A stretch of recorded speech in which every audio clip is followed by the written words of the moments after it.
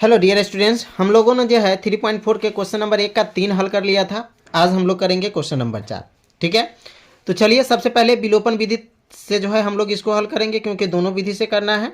ठीक है, अगर आप लोग हमारे चैनल पे पहली बार आए हैं तो इसे सब्सक्राइब कर लीजिए, बेल आइकन को हिट कर लीजिए और रोज़ शाम में 7 बजे यहाँ हम आपको मिलेंगे एक नए प्रश्न के साथ, एक नए अध्याय के साथ। तो चलिए हम इस प्रश्न को हल करते हैं। विलोपन विधि में क्या कह रहा है, पहले तो ये समीकरण थोड़ा बटे में है, तो इसको हम पहले सिंपली कर ले ताकि हमको बनाने में आसानी हो।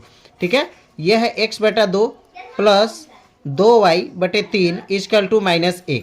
चलिए ये बटे पर के जोड़ की तरह हमें दिख रहा है, तो इसको हम बटा पर के जोड़ बना लेते हैं। 2 तिहाई 6, 3x प्लस 3 दूना 6 हो गया 4y बराबर -1। ठीक है, अब इसको सिंपली हल करेंगे तो ये हो जाएगा 3x plus 4y equal to 6 को -1 से गुना करेंगे, क्या हो जाएगा -6। ये हो गया आपका समीकरण 1। ठीक है, चलिए अब इस वाले को भी हल करते हैं। इसके नीचे कुछ नहीं है तो मान लीजिए कि 1 है। ठीक है, अब इसको जो है हम सिंपली हल करेंगे तो ये हो जाएगा 3, 1 तिया 3, तो ये हो जाएगा 3x। 3 से 3 में जो है से भाग करेंगे, एक मरतबे लगेगा, 1 से y में गुना कर देंगे, y ही रह जाएगा इक्वल टू 3। ठीक है, अब सिंपली इसके नीचे कुछ नहीं तो ये कि क्रॉस गुना करते हैं यहाँ पे, तो ये हो जाएगा 3x minus Y equal to 3 तिहाई 9। ठीक है, ये हो गया आपका समीकरण 2। अब समीकरण 1 और समीकरण 2 आपको प्राप्त हो चुके हैं। अब चलिए इसको जो है हम लोग विलोपन विधि से हल करेंगे। ठीक है, तो एक साथ आप समीकरण 1 यहाँ है, समीकरण 2 को भी आप यहाँ उतार लेते हैं। ठीक है, ताकि आपको एक साथ रहे तो दिखने में आसानी हो, है ना। 9, चलिए यह है हमारा समीकरण 2। सिंपली क्या करना है अब कि इस दोनों को एक दूसरे के बराबर करना है। तो बराबर करने के लिए हम क्या करते हैं, समीकरण 1 को 4 से गुना कर देते हैं, 2 को 4 से गुना कर देते हैं। अगर हम समीकरण 2 को 4 से गुना करेंगे तो 1 के बराबर हो जाएगा। तो यहाँ पे लिख दीजिए समीकरण 2 को 4 से गुना करने पर। ठीक है, समीकरण 2 को 4 से गुना करने पर, तो समीकरण 2 को 4 से गुना करना है, यानी कि सिंपली ये 3x तो वही रह जाएगा, समीकरण 1 जो है वो तो वही रह जाएगा इक्वल टू -6। अब चलिए समीकरण 2 को गुना करते हैं हम कितने से, 4 से, तो 4 तिया 12x माइनस, है ना, 4y इक्वल टू 9 चौक 36। ठीक है, 9 चौक 36। ये हो गया क्या हमारा समीकरण 2। चलिए अब क्या करना है, इसको साइन चेंज करना पड़ता है, यानी कि घटाना पड़ेगा, माइनस प्लस माइनस, यानी कि जो प्लस माइनस है उसको माइनस मतलब चिन्ह चेंज हो जाता है, इतना तो आपको पता ही होगा। चलिए अब हमें क्या करना है कि इस माइनस हो गया ये, 1 मिनट, समीकरण 1 है ये, समीकरण 2 है ये, इसमें 4 से गुना कर देंगे। ठीक है, ये जुड़ जाएगा 12 15x प्लस माइनस माइनस, इससे हो जाएगा ये कैंसिल, और ये हो जाएगा 36 में से 6 घट जाएगा तो कितना हो जाएगा 30, यानी कि 15x इक्वल टू 30। चलिए अब x इक्वल टू क्या हो जाएगा 30/15, 15 दूनी 30, x इक्वल टू 2। ठीक है, x की वैल्यू हो गई आपकी कितनी 2, देख लीजिए मैंने x से हो गया 15 दूना 30, फ्रेम में थोड़ा दिक्कत हो गया, कोई दिक्कत नहीं है। x equal to 2। अब x की वैल्यू आपको पता है, जब x की वैल्यू पता है तो x की वैल्यू आप किस में डालेंगे, समीकरण 2 में डाल दीजिए। यहाँ पे लिखिए x का मान समीकरण 2 में रखने पर, यहाँ पे लिख दीजिए x का मान समीकरण 2 में रखने पर, x का मान हम किस में डाल रहे हैं, समीकरण 2 में। समीकरण 2 में है 3x, यानी कि 3 गुने x की जगह हमें 2 डालने होंगे, -y इक्वल टू 9। ठीक है, चलिए अब इसको हल कर दीजिए, 3 दूना 6 -y equal to 9, -y equal to रख लेंगे तो हो जाएगा 9, 6 इधर आ जाएगा तो हो जाएगा -6, -y इक्वल टू -3, माइनस से माइनस कैंसिल। ठीक है, y इक्वल टू हो गया 3। अब x की वैल्यू हो गई हमारी, y हो गया ये x बराबर 2 और y बराबर हो गया हमारा कितना 3, प्लस में 6 इधर आ गया तो माइनस से, -y अपने जगह पे ही है। हाँ ठीक है, y इक्वल टू हो गया कितना हमारा 3। चलिए x 2 और y 3, सिंपली कोई दिक्कत नहीं। ये था हमारा कौन सा विधि, विलोपन विधि। चलिए ठीक है, इसको ज़रा नीचे कर दिया जाए। हाँ, ये विलोपन विधि से हमने जो है हल प्राप्त किया। अब हमें किस विधि से प्राप्त करना है, प्रतिस्थापन विधि से। तो चलिए अब जो है प्रतिस्थापन विधि से यहाँ साइड में जो है इधर से हम हल करना चालू करते हैं। इसको थोड़ा सा स्पेस बना लें, चलिए ठीक है, ओके।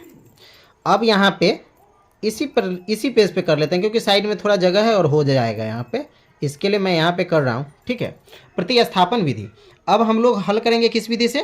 प्रतिस्थापन विधि से। चलिए, अब प्रतिस्थापन विधि में सबसे पहले तो समीकरण को सिंपल करना पड़ेगा। तो भाई समीकरण को सिंपल करिएगा तो आपका समीकरण 1 2 वही आएगा जो इसमें आया है। तो सिंपली हम यहाँ पे लिख लेते हैं, आप यहाँ पे कर लीजिएगा, ठीक है ना, ज़्यादा लॉन्ग टाइम लग जाएगा। इसके लिए जो है हम समीकरण 1 2 जो प्राप्त किए हैं जिस विधि से, उस विधि से यहाँ भी करना पड़ेगा। तो आंसर तो इतना ही आने वाला है। तो इसको हम यहाँ पे लिख लेते हैं, 3x + 4y = 6 और 3x - y = 9। यहाँ पे -6 है।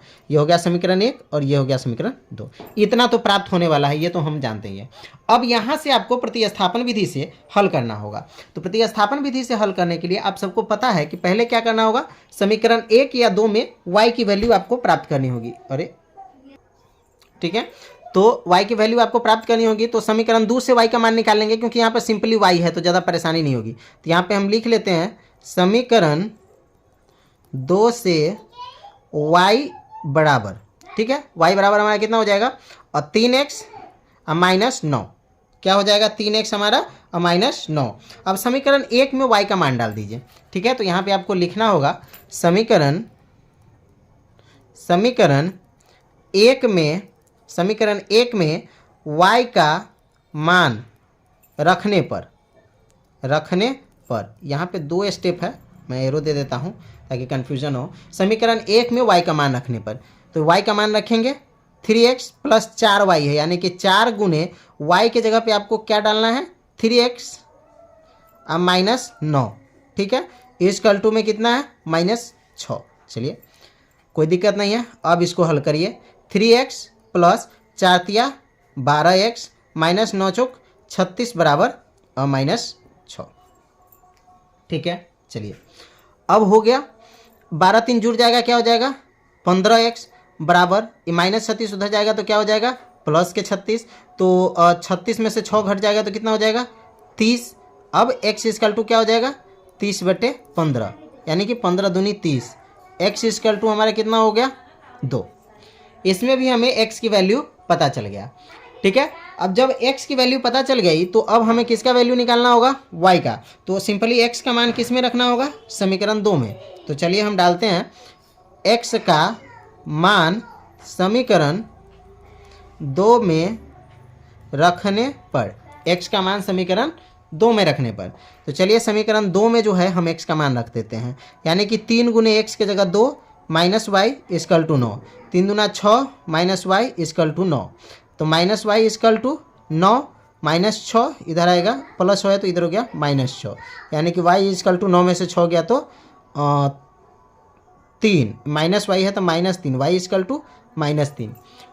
माय डियर, यहाँ पे थोड़ा सा कन्फ्यूजन है कि इसमें y का 3 आया है, यहाँ पे y का -3 आया है, यानी कि हमारा ये वैल्यू में कहीं कुछ छूटा है जो हम मिस कर रहे हैं। ठीक है, तो एक बार ज़रा सा इसको जो है एक नज़र हम लास्ट में चेक कर लें, ताकि हमें पता चल जाए कि हम कहाँ मिस्टेक किए हैं। तो विलोपन विधि को जो है हम लोग एक बार शुरू से देखते हैं कि कहाँ पे हमारे माइनस+ का चिन्ह में जो है मिस्टेक हुआ है। ठीक है, तो चलिए चेक कर लेते हैं थोड़ा सा इसको। सिंपली ये हो गया 3x -6 हो गया, ये -6 ही है। चलिए -6, तो यहाँ पे होंगे -30, क्योंकि एक माइनस है। ठीक है, तो x बराबर -30 नहीं, ये तो प्लस का चिन्ह है तो प्लस का 30 हो जाएगा। ये हो गया क्लियर। तो x बराबर हो गया आपके 2, ये तो ठीक है। अब जो y की वैल्यू हमें प्राप्त हुई है तो -y है। ठीक है, तो -y हो गई तो 9 -y यानी कि -3। तो y की वैल्यू 9 में से 6 जाएगा तो +3 होगा ना। हाँ, यहाँ पे मिस्टेक किए हम, देख लीजिए यहाँ पे है ना, 9 यहाँ पे देख लीजिए, यहाँ पे y की वैल्यू प्राप्त करने में हमें मिस्टेक हुई है, वहाँ तक x की वैल्यू ठीक थी। y की वैल्यू में क्या हुआ है कि हमने y के मान यहाँ पे x का मान डाला है तो 3 दूना 6 -y बराबर 9 हो गया। तो -y बराबर 9, ये प्लस के 6 इधर आया तो माइनस होता, प्लस के 3 ही प्राप्त होगा ना, हम यहाँ माइनस के 3 कर दिए थे। ये माइनस के y है, तो y की वैल्यू निकाल लेंगे तो सिंपली ये हो जाएगा -3। ठीक है, बस यही हमारा मिस्टेक था, पता चल गया। चलिए मिलते हैं नेक्स्ट पार्ट में, तब तक के लिए bye, best of luck and thanks for the watching.